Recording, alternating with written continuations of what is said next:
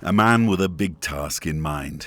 Tony Mwai is leading IBM's thrust into East Africa, part of the company's expansion into the continent. For this, he has returned home to Kenya after 25 years in the United States, to work a stone's throw from the Nairobi church where he was baptized. The tie to the motherland, if you will, the country of my birth, and this is where I grew up.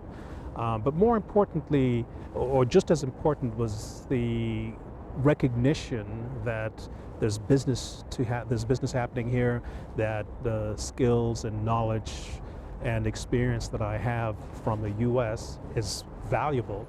Skills to be used in the foray into the world's largest untapped emerging market, Africa. IBM wants to increase its revenue from emerging markets from 21% to 30% by 2015 by expanding into several major sectors, including the growing telecommunications market. The company is in these African countries and plans to move into many more to connect the continent to the world in fast-changing times.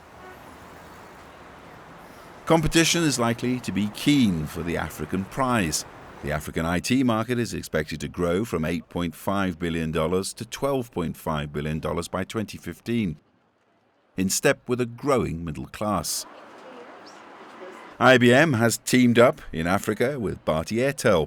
The two cracked the Indian market by increasing Bharti's customer base from 6 million to 150 million.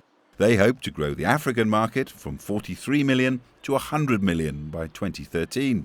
Networks in Africa are urban networks. They are not rural networks. So we are experts in rural. In India, we cover 400,000 plus villages. So we'll go deep into countryside. Only 25 to 30% of Africans are covered by, in terms of penetration, covered by mobile industry, which is very, very low, maybe lowest in the world. So our objective is to really support, catalyze Africa economy outside big cities, to really grow Africa, connect Africa to the world. This is Muiga Post Office, a few miles from Mount Kenya and 1 million miles from the rest of the world. 200 people a day come here to take advantage of this fragile link with the outside world.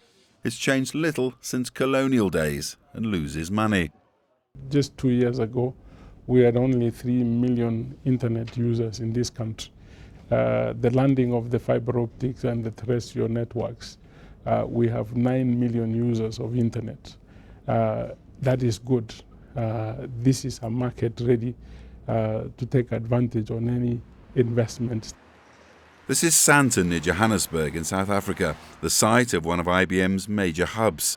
Many multinationals see South Africa with its robust infrastructure as a springboard into the continent. IBM's expansion in Africa has really been driven by the nature of the market. Africa has been offering significant growth, GDP growth, country growth, market growth, ahead of the rest of the world. Confidence in an African future.